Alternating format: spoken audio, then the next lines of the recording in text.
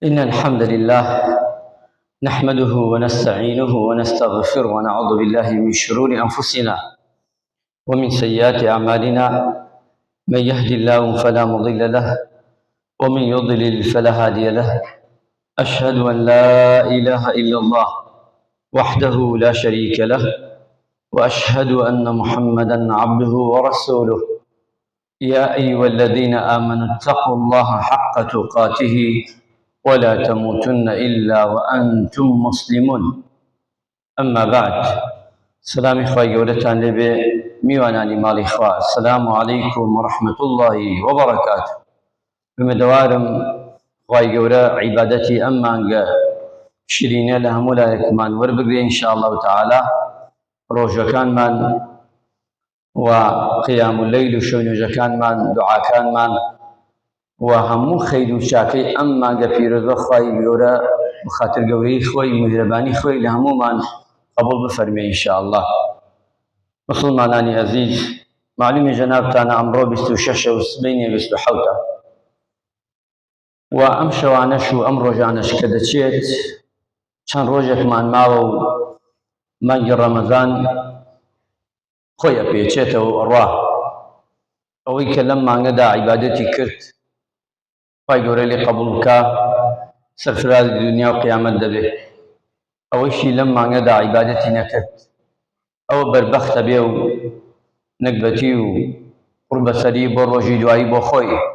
کە نەیتوانی لەم مانگەدا خوا ڕازی بکا لە خۆی. ئینشاءڵڵا ئێمە لە بەشی یەکەمین عیبادەتمان کردووە و خوای پەروەردگارش ئومێدین بە میهرەبانی و بە گەورەی خۆی لێمان وەرگرێ ئینشاءڵڵا. پێغەمبەرگیانە فەرمی عەلەیهی سەڵات وەسەلام بگەڕێن بە دوای لەیلەتول قەدرە لە دەشەوی ئاخیردا. ئەمجا پێغەمبەری خوا صلی الله عەلەیهی وسەلەم هات پێمان بڵێ ڕایگەیەنێ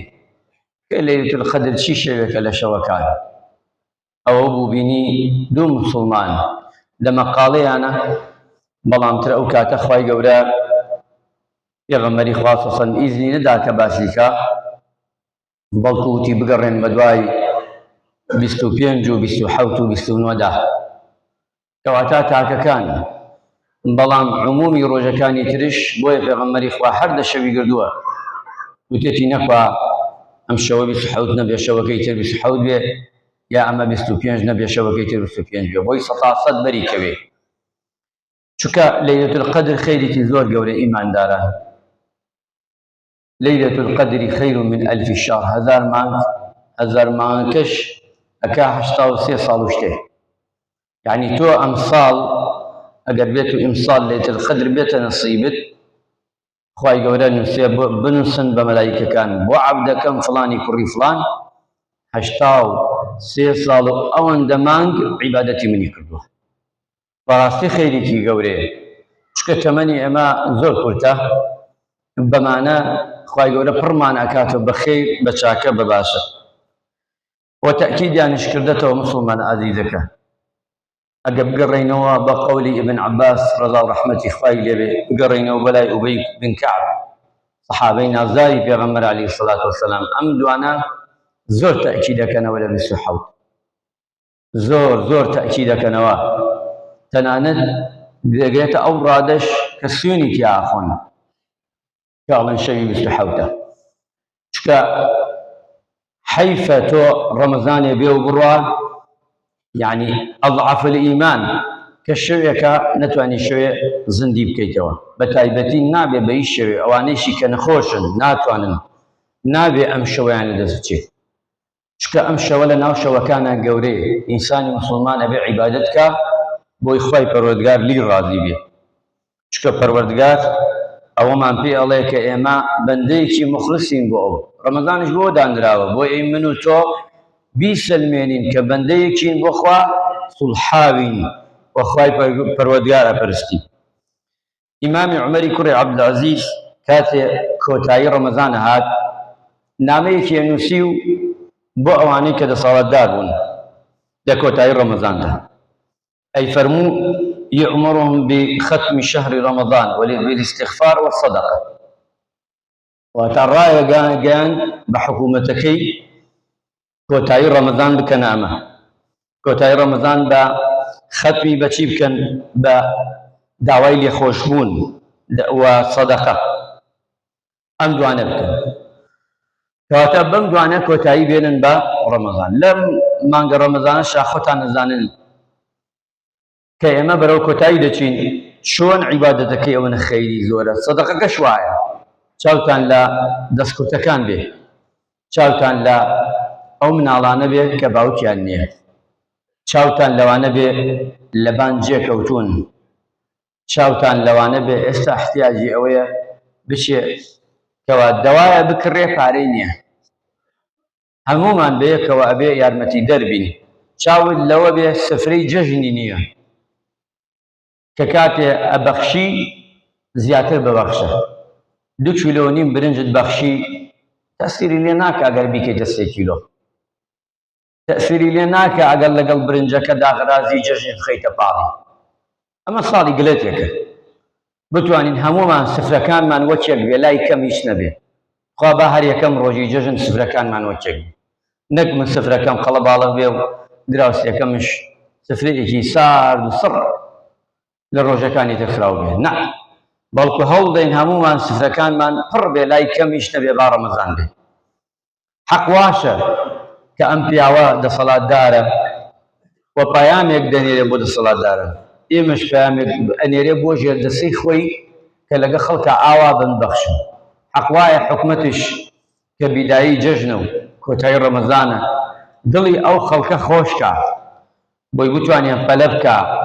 لەوەی پێشی جەژن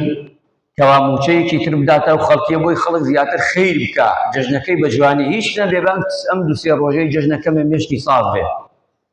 فکری لای ئەوە نەبێ هەم هات هەم نەهات خۆزگای نەجاتمان وایە لەمە هات و نەهات ئەمە زۆر خراپە چکە مرۆڤەکان ئەڕۆن ڕێوە ئەگەیان لە خۆی نییە حەقە ئەمە ئیتر تەواو بکرێ لە جەژنی ئەعلان بکرێ بڵێن ئەمە نەما تر هات و نەهات بەڵکو شتێکی بۆ ئەم خەڵکە ڕەش و روتە بۆ ئەم خەڵکە فەقیرە بۆ ئەم خەڵکە قیامەت ویستە دنیا نەویستە بۆ ئەمانە حەقە حکومەت شتێکی بۆ بکە خەڵکی وا هەیە تۆ لە 6 مانگا موچەیەکی پێ بدەیت و دەنگشی لێوە نەیە ئەو وڵاتەکانی تر بێ دنیا ژێروبانەکە بەڵام خەڵکی ئەمە منەی شەڕ ناکە منەی ئاژاوە ناکە منەی خراپە و خراپەکاری ناکە زۆر جار بۆیە ئەبێ ئەوش ئاوا بڕوانێت نەک لەوەی کەوا وەڵا ئەمانە لێمانە ترسن ئەمانە ناوێرن بەو مەنەتە قسە نەکەی لەگە خەڵکەکەی خۆتە چونکە ئەم خەڵکە زۆر باجی داوە باجەکەیشی ئەبێ بە جوانی بە چاکی بدرێتەوە نەکوا تعزیب بدرێ یان نەکوا ئازار بدرێ چونکە هەمووی بەیەکەوە ئینسانی مسڵمان و ئێمەی تەواو لەما ئیسفادە دەکەین بۆ هەمووی ئەوەی موچەی بێ یارمەتی ئەوەیدا کە موچەی نییە بازاڕەکەت گەرم و گوڕدەتە بێ شتی زیاتر دەڕوا خەڵک کاسبی دەکات هەمووی بەیەکەوە بەستراوە بەیەکەوە تەواوکەری یەکرد بۆیە خۆزگایە ئەوە بووایە لە کۆتایی ڕەمەزانە بۆی خەڵکی زیاتر دڵی خۆش بووایە ربنا ظلمنا أنفسنا وإن لم تغفر لنا وترحمنا لنكونن من الخاسرين وبيغمران دعاء بكين ربي إني ظلمت نفسي فاغفر لي لا إله إلا أنت سبحانك إني كنت من الظالمين بيغمران هم يعني دعاء كردوا لكوتاي رمضان دا دعاء بكين خواهي يورا ليمان ورقرين أو زور قرينجي إنساني مسلمان أما بكا چونك باشترين شكر أويا خطوة خواهي يورا موفقي كردين تواني من مانجي رمضاني بيروز كشي بي بروجوبين وبتوانين كشونيوجي بكين همي مجدەیەکی خۆش بۆ ئەو کەسانەی کە نەیانتوانی ڕۆژوو بگرن قەت دڵتان لەوان نەمێنێ زۆر کەس بینم بە گریان و باسی ئەو وەزعەکە پیاوە تەمەنەکان ئەوەی کەوا ناتوانێت ڕۆژوو بگرێت چونکە نەخۆشە یا عوزرێکی یان دایکێکە یان خوشکێکە کە هاوسەرگیری کردووە چی کچبێ یان دایکێکە ناتوانێت لەبەرەوەی عادە و یان هەندی حاڵەتی ئافرەتانە هەیە ئەمانە ئەوانەی کە دەتوانین بیگرنەوە ئەوەیشی ناوێت خەفەتی ناوێت دەتوانێت بیگرێتەوە بەڵام ئەوانەی کە عوزرێکیان شەرعیانێ و بەردەوامە و نەخۆشیەکی درێژخایەنی هەیە پێغەمبەری خوا صلی الله علیه وسلم موژدەی پێداون لە ساغیدا لە ساغی کردوتە ئەگەر ڕۆژووت گرتبێ ئێستاش خوا بۆتە نووسێ ئێستاش خوات بۆ چونکە تو مەعذوری عذرت هەیە بەڵام بەو ڕێسایە و یاسایی کە خوا دایناوە بۆت کە فدیەکەی بدەی لە پاڵیدا ئەو فدیەیەش بە گوێرەی ئەو شەرعە بێ و بچێتە جێگای خۆی وەکەوەی ڕۆژوت بردووە لەگەڵ ئەو کەسەی کەسی ڕۆژەکە بە ڕۆژ بەخوا هیچ فەرقت نییە نەکوا بڵێ ئەوەی شکە پێغەمبەری خوا صلی الله علیه و سلم ئەمەمان پێڵێ ئەوانەی کە ڕۆژویان نەگرت و عذری شەرعیان هەیە بەڵام هاتوونە فدیەکەیان داوە بەڵام بۆ کەسێک ئەمە لە من تێبگەن بۆ کەسێک ناتوانێت ڕۆژوو بگرێت ئەمڕۆ بەداخەوە زۆرینەی ئافرەتان هان لە گونەحباریە ئەی شەرعێنن بۆ خۆیان ئەم قسە بە ئافرەتان لە من وەریگرن نابێت تۆ یەکسەر بێژی نایگرم و یەڵە فدیەکەی بدەم نەخێر فمن كان منكم مريضا أو على سفر فعدة من أيام أخرى بیگێڕیتەوە نەخۆشی مانگێ دوومان سێمان چوارمان مەدام نیشانەی هەیە چاکە بیتەوە ئەبێ ڕۆژەکەت بگریت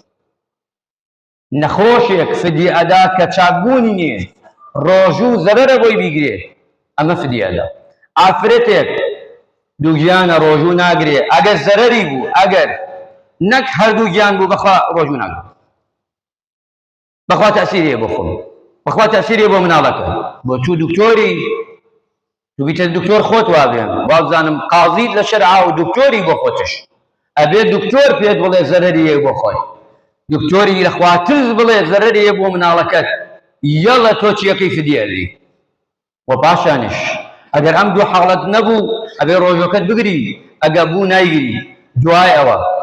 ئەگەر ئەو دوو ساڵە ڕەبەق شیرت دا یەڵە نایگری ئەمڕۆ زۆرینەی ئافرەتەکان شیر نادەن بە شیری بازار مناڵەکە نەخاون تۆ چۆن نێژی عذرە ئەدەیتەوە ئەی نایگرم ئەبێ ئەو دوو ساڵە ڕەبەق تۆ شیر بدەی یەڵە دەتوانی بڕۆی فدیە بدەی ئەمە گشتی دانراوە مەرجی هەیە شەڵتی هەیە خۆ هەروان نییە و من نەیگرم و تۆ فدیەدا ئەو مەیگرە و فدیە بدە ئەو مەرجانە ئەبێ جوان بێتە جێگای خۆی یەڵە حەڵاڵ ئەبێ بۆ تۆ ڕۆژوو نەگری ئەبێ فدیەکەی بدەی زۆر جارا بیسینەوە هەندی ئافرەت وا تێگەیشت و هەر ڕۆژوو ناگرێتەوە دوایش ئێژە مەدام عذرمەیە نەیگەرە دوای بیگریتشەوە ئەگە فدیەکەیشی نەدا سێر ئەم نەکبەتیەکە